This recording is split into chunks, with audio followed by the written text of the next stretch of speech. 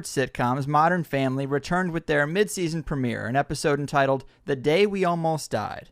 Now, this came out on the exact day of the tragic shooting at the offices of the French magazine Charlie Hebdo that we're told was done by Islamic extremists because they've drawn images of Muhammad. Okay, both the shooting and the airing of this episode happened on January 7th, 2015. And when a sitcom only has about 20 minutes to fill, and out of all the infinite possibilities of things to talk about, I find this scene a little odd. Here's the clip.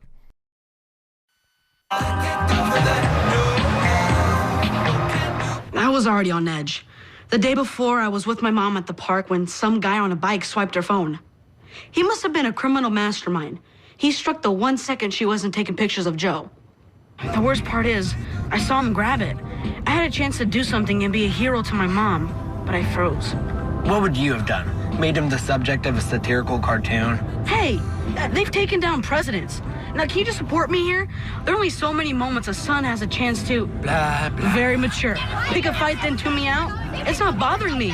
Stop it! Not only the specific reference to drawing political cartoons, but then we have some odd sentences about maybe he was a criminal mastermind and they've taken down presidents before. I don't know. Maybe it's a stretch, but then you'd have to ask, how could the ABC network know about a random terror attack? Well, they couldn't know about a random attack, but maybe it wasn't random. And if it wasn't, is there someone who would have an incentive or motivation to carry out such a tragic attack in France and blame Muslim extremists? Well, yes, there kind of is. Just 1 month before this magazine office massacre, the French government voted on and approved a recognition of the state of Palestine, which you think Muslims would be happy with, not a reason to launch an attack in France. Now, I am not qualified to dismantle the entire Israeli-Palestinian conflict, and hell, I wouldn't want to, but I know it's very bloody, very cutthroat, and completely layered, and so much propaganda, it's tough to get a true handle on. But when this vote occurred in France, Israel's Prime Minister Netanyahu warned them that they'd be making a, quote, grave mistake if France were to make the decision that they made. And isn't that a little messed up? I mean, all things aside, should a world leader really be making those kind of veiled threats to another country in the civilized world? And then for the biggest tragedy of the year to occur just 30 days later, I mean, that's suspicious. If someone in an apartment complex died and the neighbor made a threat to them 30 days earlier, there'd be an investigation. But if you wanted to give the French government and the French people a bit of a spanking for disrupting your campaign against these people of Palestine, and you could blame it on those on the other side of your religious war at the same time, well, I think there's a good case to be made there. Because if you're trying to carry out a genocide, it helps if the whole world thinks that they're evil terrorists.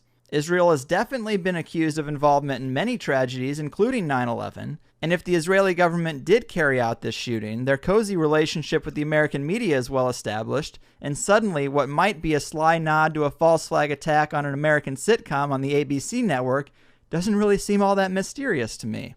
You also have people analyzing some of the footage and saying it was a staged crisis actor type event too, and I don't know, I wouldn't try to weigh in on that either way, because I haven't really done the research, but I guess I should address this little bit of awkwardness that occurs when you go here and talk about these kind of things. But to say that the Israeli government and their agencies couldn't be responsible for this, when they also seem to be responsible for a lot of other crimes, is not an attack on anyone who's Jewish. I am not going to get crazy here, but it's obvious to everyone that the oldest saga in this round of recorded history is this ancient religious war and this battle for dominance over this one area of the Middle East. And as we explore the creation of money systems as tied to these early priesthoods, and we examine the idea of the deity flip, that someone manipulating all the three major religions has tricked their congregations into channeling energy for some negative entity, and this saga starts to incorporate a lot of stuff, doesn't it? It really does.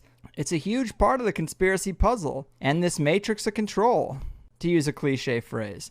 And then we get into modern times, and it just seems like Israel and this faction of Zionists, if you want to say that, or loyalists to this side, are really trying to stamp out a much smaller faction.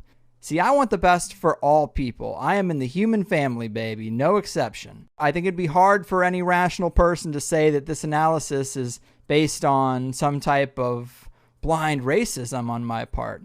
I have no prejudice towards anything but corruption and crimes against humanity. So when I'm